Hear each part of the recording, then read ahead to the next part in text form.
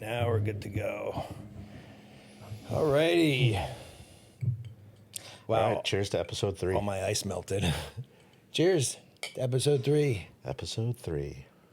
I noticed the last time episode, we cheersed, and you didn't drink right after the cheers. That's a big no-no. I was probably mad at you. About your haircut? Yes. Thought we settled that. Yeah, no, we did. Let's just... The past is in the past, Kevin. Yes. Everything, move forward. Keep on moving.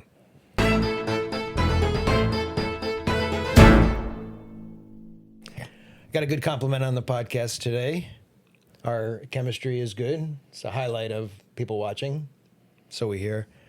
And the topics are good and very educational at the same time. I don't know who we're educating, but it's something, right? It's something, you know? It's going to catch on, and then... Yeah, I mean, people just need to share it. Oh, a big thing that will help is liking and subscribing to the podcast. Even if you don't even feel like watching the whole thing. If you click like and subscribe, that will help us out immensely. Yeah, I think that will help us push us up in this app when people search for stuff. I really don't know how it works. This is all by the seat of our pants. Is that the saying? Something like that. Something like that. Anyway, so today we have a few topics. I'll let you choose which topic you would like to maybe start with first. It was an interesting question from somebody.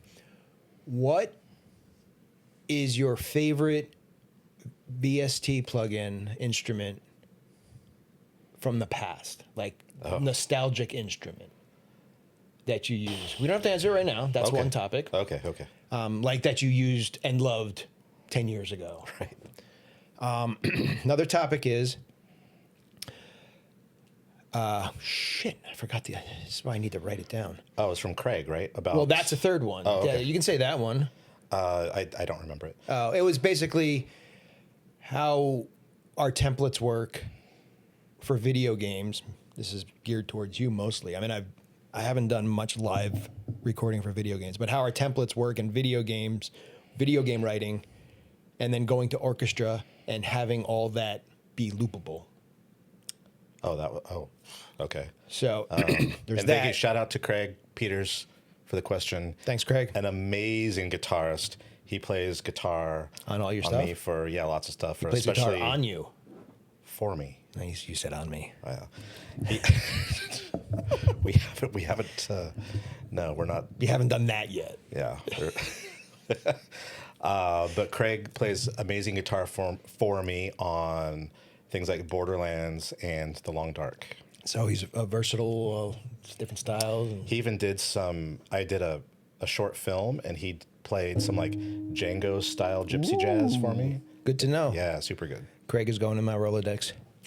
The other topic was current favorite orchestral libraries that is a mainstay in your template. Okay. These let's could do be the two library ones are kind of similar, so we could do that. Okay. Sorry about that. We had a camera failure. So I'm not sure that we got.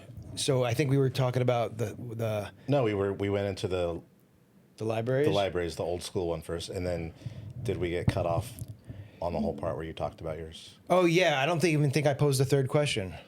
Oh, which was current favorite orchestral libraries for. Okay, if I said that already, I forget where I'm having to edit this, but anyway, so best or favorite nostalgic instrument we used way back when. Mine would have to be Percussive Adventures. I abused that one, as did every other composer. Except for me. Except for Chris. You didn't have it? You never bought it? Nope. Really? Good for you. Nope, didn't buy it, but I'm very familiar with the sounds. Like we said, even today, however many years after it came out, I still hear it weekly in Top Chef. And then any other shows that involve cooking. I know I've heard it in Chopped. Oh, really? Yeah. Okay. But yeah, it's probably shows that have been around for so many seasons, and then They just keep on using maybe what they don't works. update, Yeah. like, or they've just like, oh, we always use this one for any time Yeah. someone cracks an egg. Try to not go off topic here. There's a sound in Survivor. I don't watch it. Tracy watches it. So when I'm in another room, I always hear this sound, and it's it's just like that. I don't know if it's from the original composer of Survivor or it's just, I don't watch it. It is but just that's all just library cues, right? But I mean, now it has to be. Well, The yeah, first, they had a first or second composer season that they had wrote a bunch composer. of Yeah. like Okay, so what Anyways. was one of yours?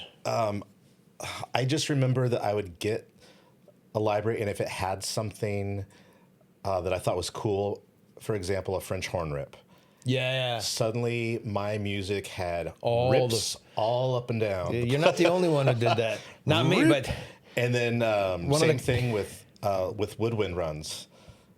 Like those were once- hard. Yeah, because back Because then it's so hard to play that in. So I still not use, play it in, but have it sound like a woodwind run back Oh, then. yeah. Like it just sounded Yeah, so. so those like pre-recorded runs, I still Yeah. use those, and which kind of sucks for your orchestrator if it's going live because they just see a. I mean, they get the idea what you want, and they'll probably do it right. I know, but it's a lot of notes to write in. Yeah, that's true. But yeah, so I would use French horn rips and woodwind runs all over the Yeah. place when I got a library that had those. I think like other than percussion, I think my favorite was Project Sam's first brass library. Oh, right. Orchestral brass. That was the first brass library that I remember containing the brassiness of it, like the buzz of the brass. Yeah. And I think that's why I fell in love with it, because no libraries at the time, to my knowledge, really contained that movie-esque, cinematic brass sound, which is, And, is very tiresome on the players. I did use Symphonia a lot. Oh, Symphonia is still in my template Oh, to thicken out when I know it's gonna. Well, when I know the project's all in the box, it definitely fills out sections. But I try to avoid it, trying to use sections. it still mixes in. It sits great. Oh yeah, with everything. yeah, it's really really That's nice cool. stuff. Yeah, Symphonia 1 and Symphonia 2. But the one thing I used to overuse in Symphonia, and when I was doing the animated series, was you had a orchestral. It might have been a whole ensemble, but the low end had the piano strikes with it too. Oh yeah. I remember So that. anytime I did low hits on the end, that Symphonia patch it's all over some of the animated series I did. But hey, Yeah. you know, use what works. Yeah, and those low, like staccato piano notes, they're hard to get sounding good unless you have a library like that. Like even Yeah. today, I was working on something, it's a big action thing, and it's, orchestra, but I was like, oh, I kind of want to punctuate with the piano. Mm-hmm. And I've been using now the James Newton Howard piano. Which he never used ever for any of his scores. Is that true? I don't know. Anyways, what are you talking about? Anyways, I think it sounds great, but I was trying to. But I had, they sound okay mixed in and everything, but I was trying to do the real staccato stuff, and it just doesn't have that punch. Yeah. Well, I know in the Symphonia one, they doubled it with. Obviously the low strings and everything, since it was an ensemble patch, but there was timpani in there too, hitting at the same time. But yeah, if it's not recorded like that, it's hard to duplicate it with separate samples, I noticed. But yeah. Any other old ones? My strings from way back when was Sonic Implants. They don't even exist anymore, the company. Yeah, and the mod I had wheel was the those. up and down bow. So you had to draw Ugh. anytime you had fast staccato lines, you had to draw in a square in the rhythm. And it sounded good, but it was just a pain to get through. Oh Like they my didn't record it God. in round robin opposite bows. Yeah. It was the mod wheel. Whoa. But hey, man, That is Would it all sound, over Unreal would it sound Tournament. terrible with, No. if you didn't do it, if it was just like all down? Yeah, it or would sound all- machine gun. Yeah. But that's all over Unreal Tournament 2003 and 2004. Whenever I use staccato strings and fast runs, Sonic Implants. Yeah, I forgot. I don't know if Sonic Implants was the company or... Yeah, I think that was the company. Man, it was sold in this big old LP size box with all these DVDs. Yeah, everybody used to have the cool boxes. Yeah. I had, for a long time, I kept them too, because it was almost, well, I had like all the East-West stuff. Oh, those big boxes. And those yeah. giant boxes. And then I had them like somewhere in Displayed. my studio. Yeah, displayed. of course, yeah. And then it's so funny, like websites back then and resumes and stuff, you would like list the sample libraries you have. Yeah. I never did that though, but I've seen people do that. Yeah. It's like, don't give away the secret. That's the secret sauce. Speaking of secret sauce, oh man, I'm gonna way back when, way before I moved to LA, and I was just barely starting out, maybe even before actually getting my first paid gig. I bothered this composer out here. I mean, I guess it doesn't hurt to mention his name, but Bill Brown. Oh. I remember emailing him early on about his French horn sound and how he got it to sit so nicely in the mix. His game scores were so good back then. I don't know what he did, but he had the right elements going for his brass sound. And at the time, he was the only one that was doing it. And I knew it wasn't live, you know, it was sampled. And I remember emailing him and I'm like, please tell me what you're doing. I'm like, I know I'm like asking for your grandma's secret recipe for pasta sauce. And then you won't tell me, but I don't remember what he replied with, but he definitely didn't tell me how he was doing it. And I tried to emulate his stuff, his sound for the longest time. And then freaking Project Sam Orchestral Brass came out. I'm like, well, there it is. And I know he wasn't using, I don't know what he was using. Maybe he had like a beta version. No, this was years before it came out. Project Sam Orchestral Brass came out. But yeah, I bothered him a lot, and I bothered Jeff Rona a lot. Oh, see, I'm friends with Jeff now. I know you are, and he just followed me on Instagram, probably for me to follow him and buy his stuff. No, I'm just kidding, Jeff. No, I bothered him because he put out that book, Reel to Reel, which I read front to back like 3 times. And I remember emailing him a bunch about SMPTE and getting my VCR synced up to my PC. And I'm like, is SMPTE even really needed anymore? I mean, like, now that things... Because at the time, it was the beginning of capturing video and having it play back as a movie file in your sequence. And so I was asking him, is it even necessary anymore to have, SMPTE timecode? And he explained to me the obvious purpose of it, but syncing to it wasn't much needed anymore, which was awesome because I don't even think I figured it out back then how to sync my VCR up to my audio devices with the BNC I bought a cables VCR just to do that. Yeah, and and you had to get one with the best shuttle wheel. I remember that. Oh, I'm sure I got whatever was absolute cheapest. And it never worked.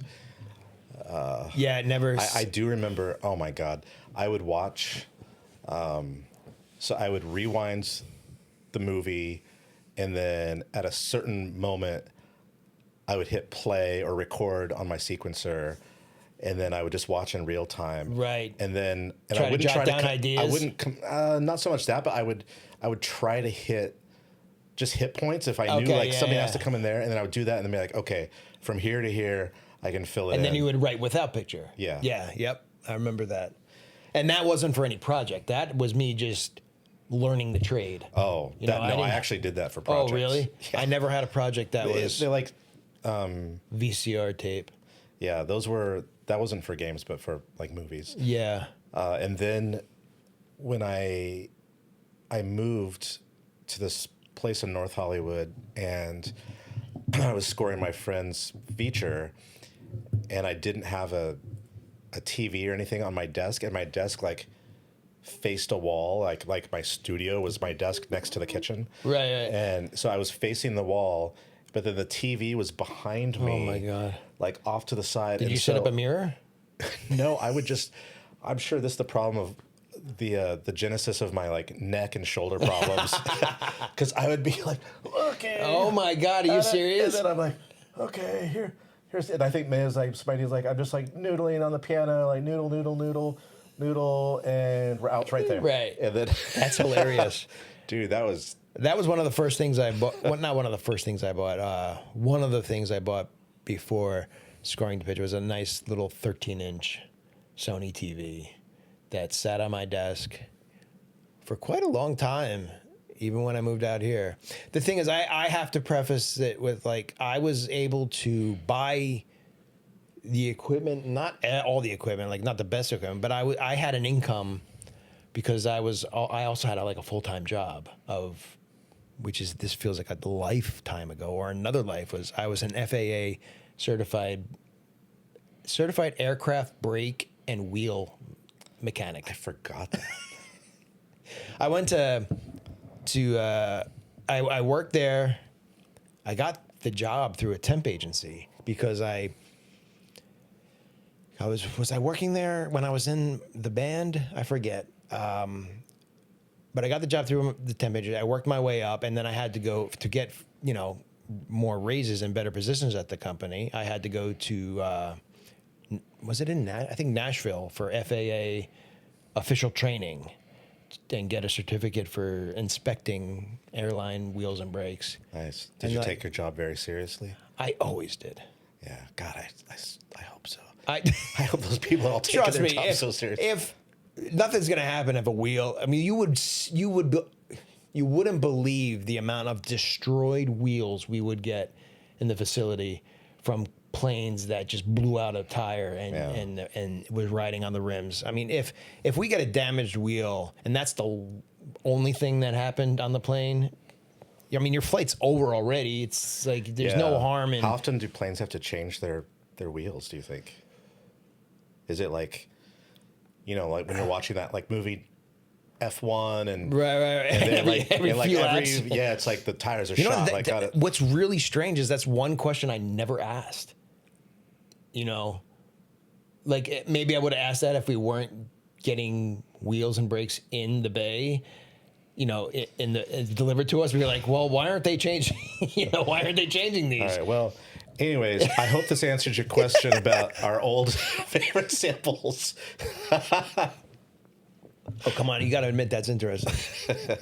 Okay. So to get back on track. Okay. What the other? Although that is a fun story. What is your new favorite VST? Well, tell me what's in your. Can we just talk about templates? Like what's? Well, the question was orchestral. What do we? Yeah. My mainstay that is always the first thing I go to is cinematic studio strings, cinematic studio brass, cinematic studio woodwinds. That always doesn't end up being what's in the final mix if I'm doing mock-ups. Like what? You use that just to write with, and then you change it for? No, it's I. Because they react completely differently to. Well, I have three libraries for each section loaded in my template. I have Spitfire. Do you play them all at the same time? No, I mean, are you like stacking strings? No. I'll and also some libraries have their strengths and some don't, depending on what type of piece I'm writing. Yeah. But like for strings, for example, I have the Cinematic Studio strings, I'll have Spitfire symphonic strings, and then I'll have Nashville scoring strings. And they all have their, mostly, I'll use Nashville scoring strings to double the low end every single time. And then I'll also I'll use it to double melodic lines.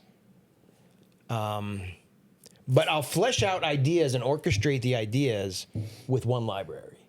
And then if I'm like, okay, this section needs a little beef, so I'll double it, I'll copy paste. And then I just find copy pasting doesn't work that great because the libraries react so differently. Well, you have it set up beforehand. You have the delay compensation set up on the tracks beforehand. Okay, that's why they're always in the template, because okay, this library needs whatever, -40. This library needs -120. Okay, yeah, I'm not just talking about that though, but I mean just the way they react to like velocity or mod wheel or Oh, I'm not saying I or- just copy paste and leave it. I go in and adjust what needs to be adjusted for it to sit nicely. That's a lot of work. Not really. I mean, it's just real quick stuff. I mean, copy paste, piano roll, and you're done. Yeah. Bob's your uncle. And I do that for hardly ever brass. I mean, because brass, well, like sometimes if I'm writing a brass section that already has strings and other synth elements, and the brass isn't really poking through as much as I want it to, like one library, I'll try a totally different library to see if it can poke through more. And that library is usually Junky's brass library. Oh, it's so funny because I bought that when it first came out, and I hated it. I wasn't a big fan of it at first. I was like, this does not sound like an orchestra because it was just so It was big. everything is fortissimo. Oh, I know. And then you've got like, 12 trombones. Like, who the hell ever? Nobody needs that. Yeah, I have never in my life had more than 4 trombones, I think. Yeah. But now I use it all the time. Yeah. It helps punch through everything. I just feel like everything, or at least the stuff I'd been doing recently, was like, has to be big, has to be big, has to be big. And if I went back to my old brass libraries, they sounded so weak. Yeah. Yeah, it's tough. It also it depends on how the piece starts, what you start writing the piece with. Like if it's a brass line, you can contour the volume and the gain of everything else. I mean, honestly, when you're writing something that's mostly orchestral, you should just set it and forget it and write to the levels that they should be. Because that's if it's eventually gonna go to live, that's how it's gonna be live. Like you can track the stuff and then have control over volume and do what you will. Yeah, but I like, I guess, but I also like having things sometimes stick out in my mix that I really want to hear, so that the orchestrator knows that. Oh, that's true too. Yeah. So like maybe make sure that it's sticking out. But I mean, I don't do it the way I just said. I just do it. I mean, when I start a piece, by the end of the piece, like I have so much headroom at the start of the piece, no matter how loud it is. But by the time I get to the end of the piece, everything is redlining. I know. I don't know why. Do my ears get fatigued that I need more volume by the end of it? It happens on every piece over 2 minutes. It's annoying, and I have to go back and readjust all the gain staging and everything for every track. And it ends up working, but it's just, I don't know why I need to get louder by the end of the piece. Am I going deaf as the piece goes longer? Like, I think maybe you're losing inspiration, and you're like, if it's not interesting, at least it's loud. You might be right, dude. I want to feel it. Like, yeah, I have tried so many times trying to write at a lower volume. And I always end up raising not so much raising the volume of each track, but raising the master. It's just, I need to hear, I need to feel it. Yeah. Which is not good for the ears. Well, the thing I was working on today, I specifically wanted to avoid this whole thing because it doesn't need to be crazy epic. So I went back to, for brass, using like the solo Berlin brass, like the French horns. Oh, the different sections they have, like the. Well, they've got solo 1, 2, 3, 4, maybe. Right. And so I'm just using those to do the whole horn line. Yeah, like all of them doing the same. As they would. Right. Yeah. Or then split it out into chords or right, or whatever, and it sounded really nice. Yeah. Yeah, if you do it properly, I'm sure it would sound, and those are designed to do that. Yeah. But was it just like a strictly orchestral only piece? Like, were you able to keep? No, it's not gonna be. It's gonna have. It's got some like synth and percussion and some of that stuff, but I don't know. It just doesn't. For this particular cue, it doesn't need to be that overhyped, overproduced, yeah, so in your face. Like, it's an action cue too, but it just, I don't know. It like, I like the way it breathes. And did you try out the music sampling brass yet? Music sampling brass? Musical sampling. I don't. Musical samples. Musical sampling. I don't know. I think it's called classic brass. I told you when last time I was over your house. They have the French horn, trumpets, and bones and tuba, and they sound amazing. But they're not split out. It's like I forget how many horns it is. Might be 3. There's 4 trombones. No, I think there's only. I don't know. I forget what's in it, but they sound so good.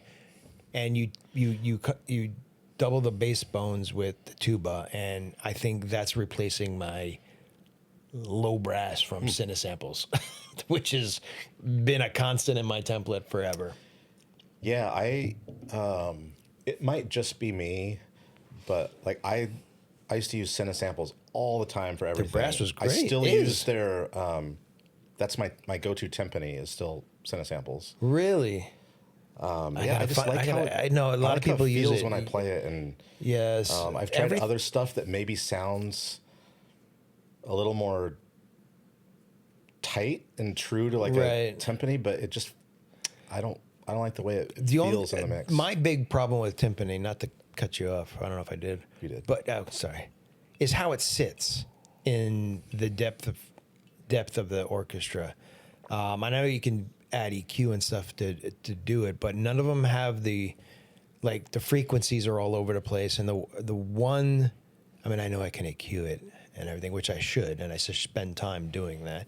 But the one that fills my need right now is the BBC timpani, which is it has little low end and just punches through. Oh, I'll give that a listen because I do have it. It's amazing how many libraries we have. I know. And so, okay, man, so kind of off topic again, but let's start. I also want to know what's in your template. It started with woodwinds. Oh my gosh. Brass, I told you all strings. You want to know what's in mine? Choir. Oh, choir's all right, I'll get the choir. Okay, so how do you in your template, is your orchestra above or below synth stuff? This is just a preference thing. My template, which I'm not using anymore. I have to have a new one built, but it was below. Orchestra was always the bottom stuff for me. Oh, orchestra was the bottom. Yeah, that's how mine is too. So I'll have, and my percussion is at the very top. Oh no, my orchestral percussion is in between mixed in with the orchestra, but any other percussion is at the top. Anything that's not like timpani or gong or snare. That is orchestral, or, right? Piatti or whatever. Right. Yeah. Is it at the top? No, it's mixed in with orchestra. No. Everything else that's not that. Like any of the heaviosity stuff, it's on top. Okay. Yeah. So I have perk rhythm. Then I have all the different synth elements. Synth high, synth long high, synth long low. Synth melody high, synth melody low. Synth. Say synth long low 5 times as fast as you can. You couldn't even say it once. So yeah, each of this like synth arp high, synth arp low, synth rhythm high, synth pulse high, synth pulse, and so forth. All right, dude, I really want to get to that because I do want to talk about it, but just get to the orchestral stuff. Yeah, just like okay, woodwinds. So but you then do there's your woodwinds and I'll do my. Then there's woodwinds. Guitar. Then there's kits. And then, okay, so woodwinds is your cinematic studio woodwinds. Wrong? Too bad. Then I have some Berlin. I still like, and I use the Berlin woodwinds that isn't even signed. I use the contact version of Berlin woodwinds. It's just because it's in my template. What other woodwinds do I use? Musical sampling for solo woodwinds. They have a flute, clarinet, and I forget what else they have. But yeah, woodwinds I'm not too picky about. I'm pretty happy with the Cinematic Studio woodwinds and the other. I don't have an ensemble woodwind patch. I sometimes use ensemble if I'm just going fast and I just kind of wanted them in there, but I know that it's going to get fleshed out in orchestration. Yeah. Okay, so woodwind and brass. So brass I have... No, I'll tell you my woodwinds. Oh, we're going to go back and forth with sections? Let's just do it back and forth. Okay. It keeps it relevant. So I mostly only use Berlin. For woodwinds. Mm-hmm. Okay. And I do solos of each, solo one, like flute 1-2, oboe 1-2. Right. I'll do oboe 1-2, English horn. I do piccolo, flute. That'd be on top, and then the oboes, English horns. Right. And then two. Do you always have?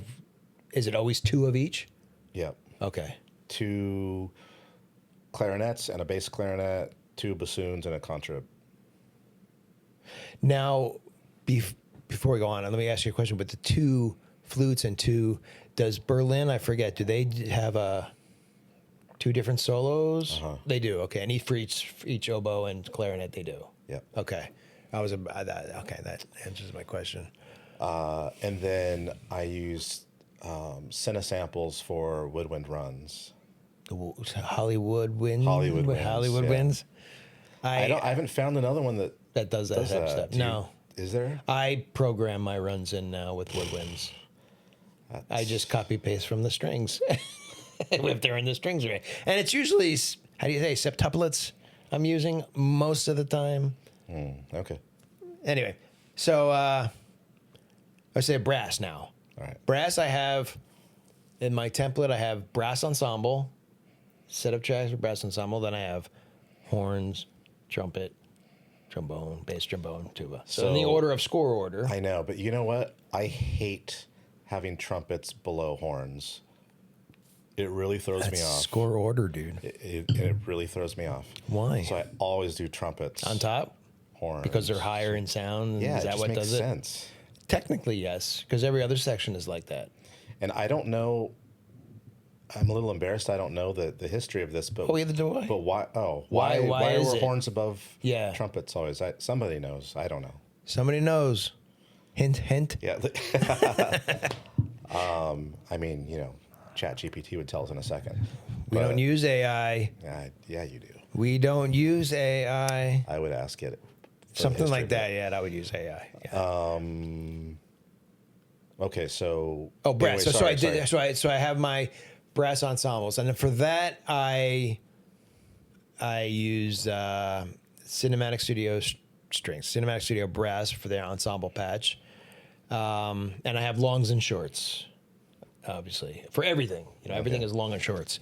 So you don't do key switches? No, because it's easier on the orchestrator to figure out what's going on. I mean, even though it's a 16th note and an 8th note and such. I don't use key switches. I don't like it. Yeah. No, to me it gets confusing. But if a line is, all right, this is where it gets tricky. If your line is almost lyrical or it's a chord I would keep. I'm trying to think how I do it. No, I would separate the tracks, the short notes and the because honestly, if you're going immediately to short notes, the staccatos or spiccatos, depending on which section, are going to sound better than the short notes of a sus patch. Well, yeah, of course. I'm saying if you're using different patches, but key switches, I can't do. I used to just swear by key switches. All right, so you're but anyway, Cinematic Studio brass. Cinematic Studio brass. I don't know if I have Cinesamples ensembles in there anymore. Oh man. Can I quickly say something about Cinesamples? Yes, please. I've got almost all their libraries. I have loved Cinesamples. Yeah. But I have to say they're brass, and I still go back and try it because if I've got a line, especially like if it's trumpets and they're doing some staccato, something like that. I will audition it between different libraries to see what sounds better, and a lot of times it's Cinesamples, but dude, I don't know what is going on, but I get these stuck notes And then It's only with their libraries? it's only with their libraries, and I have to purge. I have to go in. I have to open up Contact. I have to purge the library, and then, but it'll just keep doing it. I get that on their trombones. Yeah, mostly for me it's their horns, but yeah, trombones too. I've had it for trumpets as well, and I do not understand. And will it happen during playback, or only on mixdown? No, on playback. Mine will happen, like it'll play fine when I'm playing it back, but as soon as I hit mixdown and it does it, it runs it through, and you don't hear it when it's mixing down. And I play it back, I'm like, what the fuck? So I have to go in. I print it to audio. And I recently, got a new PC, and so everything is freshly installed. Right. So I know I'm not using some old version that was buggy. Right. But every version I've used, I get these stuck notes. Still, it drives me crazy. Did you see if anybody else is having those issues with? No, but years ago. I mean, this happened to me like forever with their brass, but I did email Cinesamples about it. And I was like, I'm getting these stuck notes. Like, it's making me crazy. What do I do? And they did write back right away. They told you to do all the things you do with emptying the cache and purging. And yeah, but they're like, just make sure you've updated to the latest version because that won't happen anymore. But that's not the issue anymore. I do not know what's going on. I wonder if it's a Cubase issue. But I don't it doesn't understand do why anything. Yeah, I don't. Else or like a Contact issue, but I just don't know. But Contact has issues. Contact needs to go to therapy, for sure. All right, so where were we? Brass. Yeah. So the ensemble, I could have a myriad of stuff in there. I forget exactly what I have in the ensembles, but then I have horns and I have cinematic studio brass horns. Then I have Junkie XL horns, Cinesample horns, and I have my solos. Then I have my sus patches, and I only load effects patches if I feel that they're needed in the piece. They won't have us. Do you use that? No, only if I French horn. Muted trombones. Yeah, only if I feel that it's needed. If I hear it, it won't be in there. Sometimes you just hear it, you're like, that's got to be muted. Yeah. And the same goes for each of the sections. I mean, my bones are Cinesamples, Cinematic Studio, Junkie XL, and those are the three main libraries I use for brass. Those three. All right. So for brass, I am again mostly Berlin. Berlin. Wow. But that started to get replaced by very bright in here. By Junkie. Oh yeah. That happened the last time too. Let me shut that off. Go ahead, keep talking. I'm gonna get up. Okay. So you use Junkie. It was replaced Berlin. Well, if I'm doing something that needs to be over the top. Oh right. Then yeah, because Berlin doesn't sound over the top. And so yeah, a lot of Junkie these days. And then if I'm just sketching, or if I know that, like, if I'm kind of in a rush, if like a recording date is coming up and I'm like, oh my God, there's so much music left to write. Mm-hmm. And so I don't spend as much time tweaking my mock-ups. Yeah. And so then I'll use performance samples, actually. Ooh. Their stuff is good too. Yeah, it is. I used to think it sounded so amazing. Now it doesn't. It's aged a bit, but the playability on it is so awesome. Yeah. I love being able to do like sus and staccato and the same thing. That's what those musical sampling ones are like. You can do that, and they sound good. Strings, Jesus, that's my most loaded up section. Like I mentioned earlier, I have the Nashville, mainstay is Cinematic Studio, Spitfire Symphonic, Nashville. And then if any of those three ain't working, which they usually cover my bases. I mean, I don't have a third go-to. I'll use Spitfire chamber strings they used to be called Sable, I believe. Or was Sable the big one? Remember the different names they had them way I back think when? they had Chamber and Sable. And Yeah, well, Chamber I'll load up. They have a good port string that I use for melodies sometimes. But that's the only thing I'll load up from Chamber strings. But yeah, when I'm doing staccatos, it'll definitely be, if it's a steady staccato rhythm, it'll definitely be Cinematic Studio Strings and Nashville. Yeah. I've never tried Nashville. Dude, they're so affordable now. Go grab them. They are. I've got all the Cinematic Studio, not wins, but I've got. You don't have Cinematic Studio wins? But I've got strings and brass, and I never use them. Oh, and when I was when I got my new PC, I get so tired of hearing the same sounds no, I totally day in get and day that. out. I get that, and it makes me feel less creative. And so I went through this whole thing with the new PC. I'm like, I'm starting from scratch. That's why I don't have a template right now. Oh, which is really annoying, frustrating, and hard because I have to load in. You just need to sit down one day and. I've actually got a guy in Paris that's going to do one for me, but he's amazing. You should see the mock-ups that come out of the rigs he set up. I don't like. I'm afraid the bigger the mock-up, obviously the longer it takes to save a damn file. Which you work with him and set up how big. No, you want. I know. It doesn't I'm have just to be, saying because my templates are tiny compared to most people's. I know. I have a buddy who sends me his track count quite often because he's always modifying his template, and I'm like, you have 1,000+ tracks in here, and these are disabled tracks too, but it doesn't cut down the save time. Like mine, I think my template is 400 something tracks. Dude, that even sounds like a crazy amount. And that's a lot, 400 for me. Like I remember seeing a 3 something at the top. But what was I gonna say about templates? Oh man, I don't know. I don't know. That's the other thing we got to work on. It's But we were just talking about it. Like it literally was right there. But then you said something else, and suddenly now I'm not thinking about it either. But yeah, dude, I don't know. But let me talk about cinematic strings because I wanted to love them. Oh, sorry. Give me a second. We okay? We're okay at time, but this is unprofessional.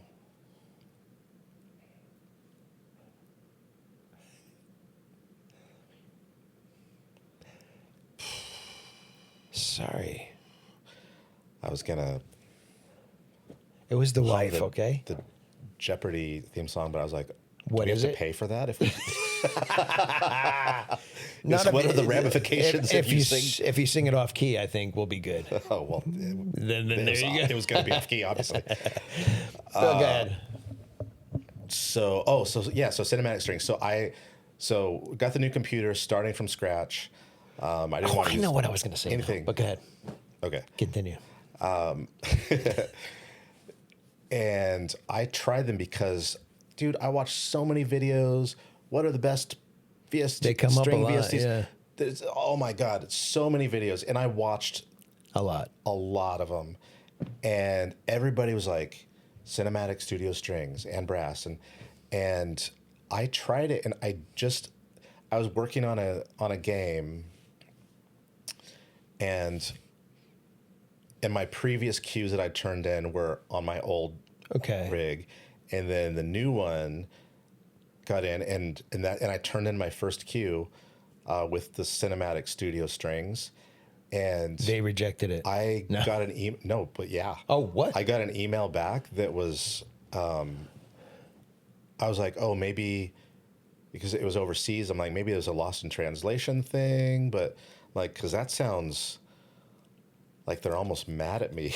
But the critique was like, he's like, I don't even know, what to say to you, Chris. It sounds like this is a completely different composer, and it sounds cheap, and wow. I was like, and I kind of felt like it didn't sound great, but it's like maybe it's just my ears, maybe it's like, oh, I don't. I love cilantro. I hate cilantro. Maybe it was something like that. Like oh, they're like this guy's gonna love the sound of these strings. But he hated them, and I think I just don't know how to program them correctly. It shouldn't take much I program. know, but I'm like, if there's anything that did you use mod prior? wheel and expression, right? What did you use previous? What was on the other Berlin. Berlin. I never had Berlin strings, but yeah, that's strange. I mean, some people say that cinematic studio strings sound thin. Dude, I don't know, but I go back and listen. I just listened to it the other day because I was thinking about that. Oh. And it did not sound good. I just don't know. I EQ my cinematic strings. Okay. Like, I downloaded this. Dude, I just want it to sound good out of the box. I hear you. I don't need to. And freaking sample developers. Like, here's the thing. Like, even stuff. Let's going off Easy now. topic a little bit. But you know who you are. But I'll get some cool, like, and this is more like the synth stuff. Right. But it's like, here's how to take our library and make a cue, that sounds like this. And you're like, oh man, yeah, I want to write a cue that sounds like that. Right. And then you see the video of it and you're like, oh, that's not out of the box at all. Like there's so much going on under the hood stuff that to do things. I'm like, if you wanted the library to sound like that, just make it sound like that. Yeah. Why do I have to know how to do everything? Yeah, I'm in a hurry, man. I get you. I get you. I mean, I do EQ the cinematic studio strings. I do. And sometimes I put, I don't know what the plugin does, but it might be a limiter, but I put SAF. You don't know much about it. No, I'm going to nod my head. Escalator. I forget it. I think it's by Black Salt Audio. I think Black Salt puts out Escalator. I could be wrong. Don't quote me. No, but sometimes I put that on melodic string lines to just boost them a little bit. Oh. But yeah, no, I see what you're saying. You want the shit to sound good out of the box, and so you don't have to do all that work behind the scenes. But I wasn't for the longest time, and then I figured out that I watched a video and the person EQ'd the hell out of them, and the mock-up sounded good, so I started EQing them, and they ended up sounding better. They weren't so stale and thin. Yeah. So why? Do you have just present that? This is one thing that I noticed. A lot of I'm sorry, but a lot of companies will be like, give you different mixes. Why can't you have the mix like? If you want it to sound great, just use this one. If you want to spend half an hour dicking around with it, use this one. Okay, the one thing I noticed with cinematic studio strings, the vibrato is off. That can make it sound like shit. I noticed that. I did find that later because it sounded thin, so bad. Yeah, and I didn't realize that for the longest default? Time. You have to raise it up with 2, I think. CC2. I don't know. That's just irritating. But that should be. I mean, if you're doing full string sections, that should be up. That just makes it sound world different. I don't think I ever use it off, the vibrato off. Yeah, that's a very specific sound. Like I would only do no vibrato if I'm picturing something that's like cold and still, a frozen lake, and there's like creatures like crawling on the on the ice towards you slow, and you've just got like strings, but they're just still. There's no feeling. It's just it's just eerie. But that's not what you want in an orchestra sound. No. 99%. But I noticed that because I was never a big fan of their first set of strings. I forget what. I think they were called cinematic strings, not cinematic studio. I think they were called cinematic strings. They were noisy. That's the one reason I didn't like them. There's too much noise in them. And as you start doubling up sections, and it's just like, this doesn't sound good. Yeah, I think it was one of the Spitfire libraries. If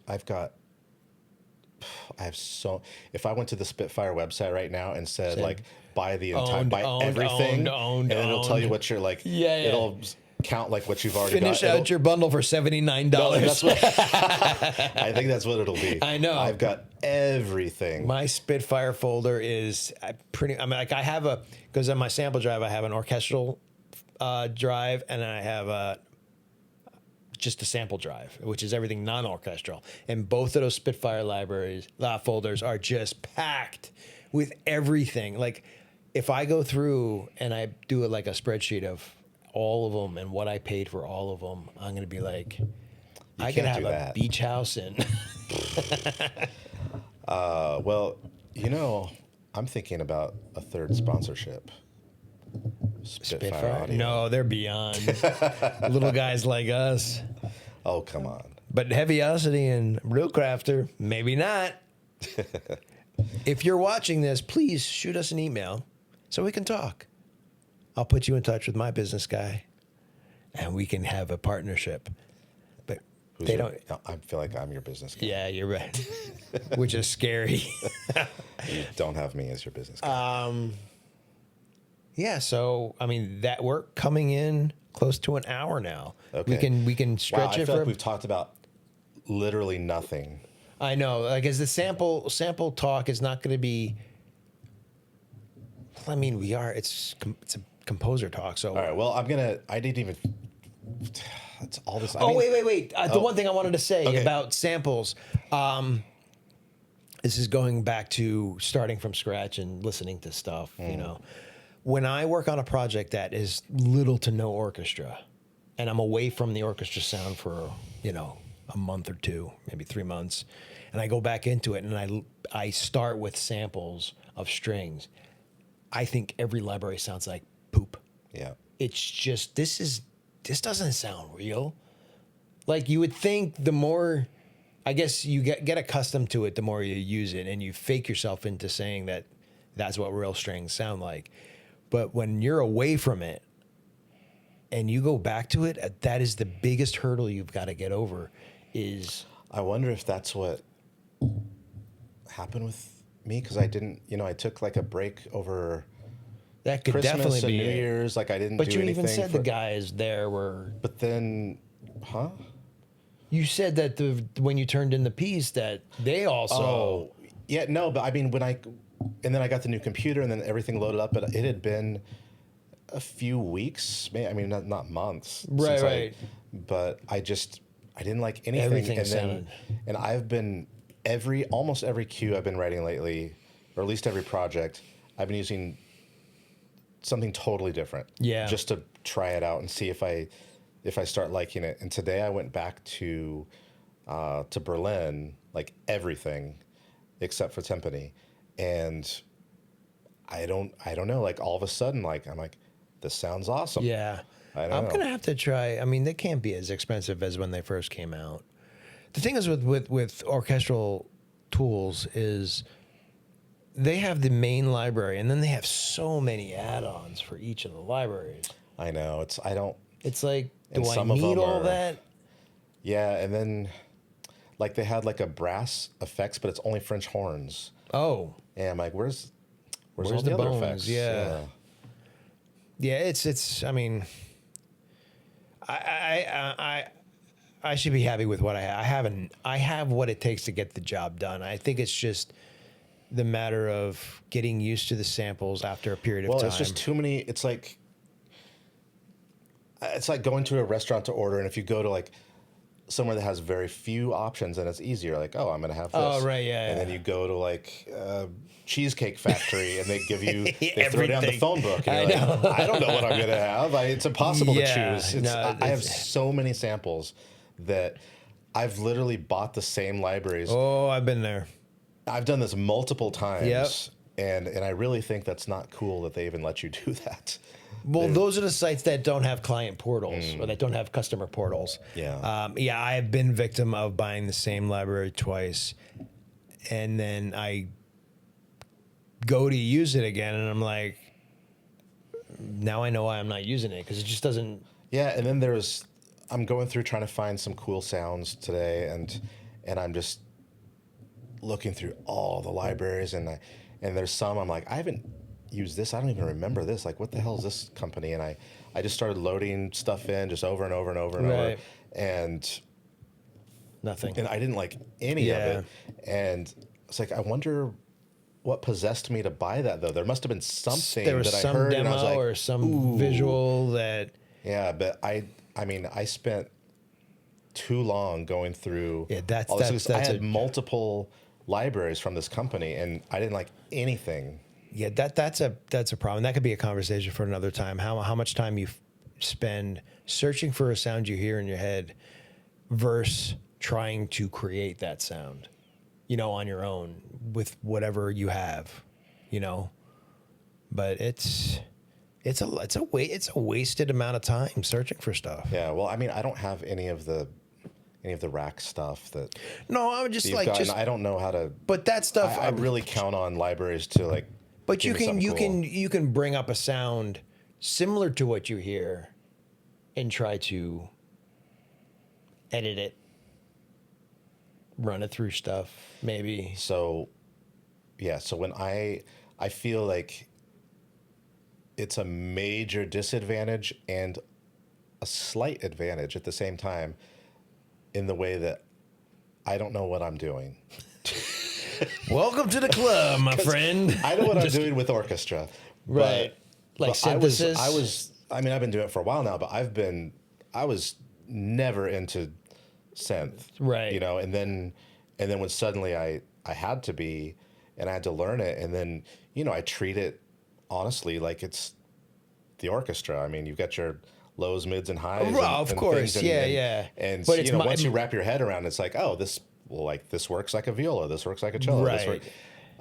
But to modify to it, play around with it, and I, you know, I'll buy like different plugins and stuff to do things, and you know, I'll see like, oh, something's on sale. It's normally $500, and you can get it for $30. I'm like, I'll just buy it. Right. I don't know what it does, but but it's cheap, and everybody says it's great. You need to watch more YouTube videos to figure that stuff out. Yeah, I know, but so that's my disadvantage, is not knowing how to do it, what to do. So your advantage is not wasting time. Like on plugins for like their presets, 100%. Yeah. And I just go through, like I was using the Heaviosity Vast. Oh, we mentioned Heaviosity again today. Vast, that's a reverb plugin.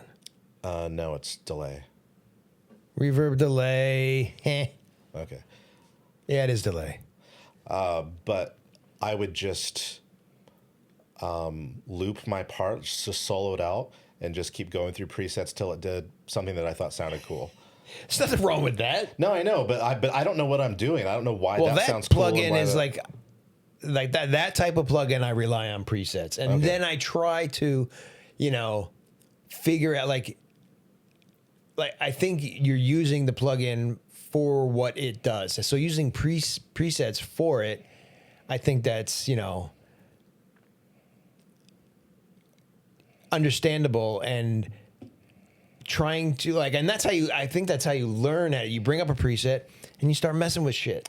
I see, but I start messing with it, and then it's just not as good. But then you load the preset back up, and you start from scratch. I'm counting on the experts that are putting these plugins out to just give me a lot of options that are going to sound good. And it's like, don't touch that one, because that's as good as it's ever going to sound. Right, yeah. Like, do not touch it. I get you. Yeah. So that's my disadvantage. But my advantage is that I will do stuff that probably no one would even think of, because it sounds dumb. You're like, oh, don't run that, and then through this, that's going to sound awful.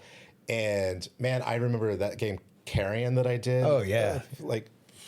God, it's been like 5 years now. Ooh, but I wanted it to be just crazy and sound designy, and but that's what I was doing. Like, I was taking just fucking around with shit. I would write a drum part, and then I had things that were like, this uses granular synthesis, and I was like, that sounds very fancy, and I've heard that before. But what is it? I don't know. I don't even know how to describe it. I know how to use it, but I wouldn't know how to describe it. I know how to use it when you just start using presets. But dude, I would spend forever just doing that, and then I would get something that sounded kind of cool, and I'd it. render it. Render, yeah. And then I would take that and I would reverse it. Yeah. And then I would maybe put it through something else. And then it was just like trial and error. I'm just like, what if it was like trying to find like the peanut butter and chocolate combo. Like you just right. At one point you're going to find it. And you're no, like, that was amazing. That is a bonus of not knowing. Yeah, because it's literally, I am the room full of monkeys typing that are eventually going to type out Hamlet or whatever. Yeah. No, I mean that is definitely a plus. I mean, because when you have an idea how things work, you try to make it work how it's supposed to work. You're not thinking out of the box. You're thinking, okay, let's just say a delay. I'm going to bring up a delay thing, but you're not thinking about doing anything else like a reverb to get the. It's. I think that's I don't know, a huge benefit is not knowing. So stay stupid, my friends. I think. I don't know. I'm just I don't know. That's the way I do it. Hey, that works. I mean, I know a little bit about a lot, and I mean it's gotten me by. Yeah, I feel like I know a lot about a little. Yeah, I mean, yeah. But I'll spend hours just trying to create sound. Sometimes I'm happy. Sometimes I'm like, this was a complete, like recording odd stuff in the studio. Like here, you see that I had a violin strapped to a desk over here doing an operation on it, and just to make sounds at it. And I recorded a whole session of that into Cubase, and I never ended up using it because I thought it all sucked because I was trying to create unique. I mean, I could probably spend more time and get some cool sounds out of it, but I was just so frustrated. I'm like, this isn't going how I want. I wasted so much time. Yeah. Anyway, we are about that mark. Oh man, 7:40. Craig, I'm sorry we didn't. We'll get to it. Oh wait, we kind of. No, he wanted. I think it was more specific how to get live, go from template to live orchestra, and have it be useful in a game with looping. And I think, I mean, the real quick answer, I mean, it's implementation is music editing.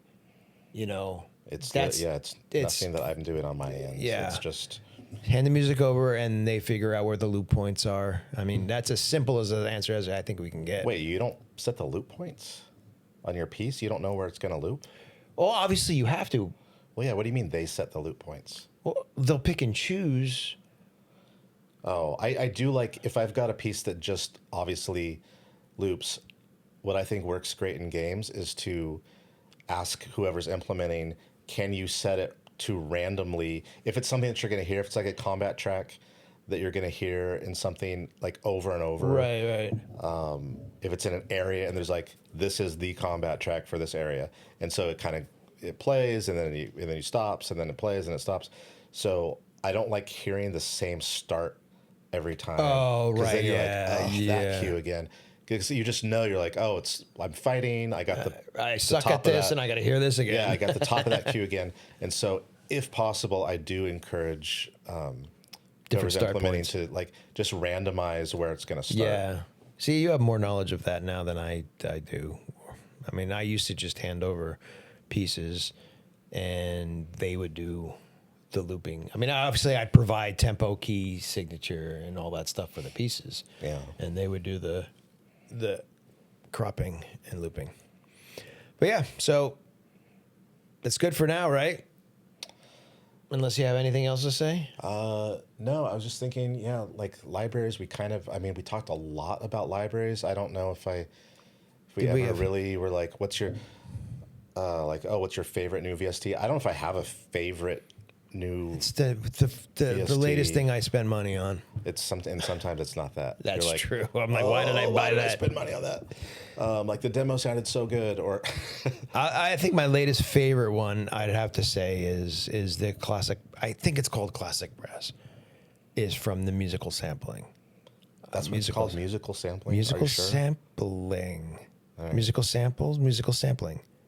Yeah. I can give you the. It's not. I don't want to give out false information. Let me check. And it's not the synthesis one, right?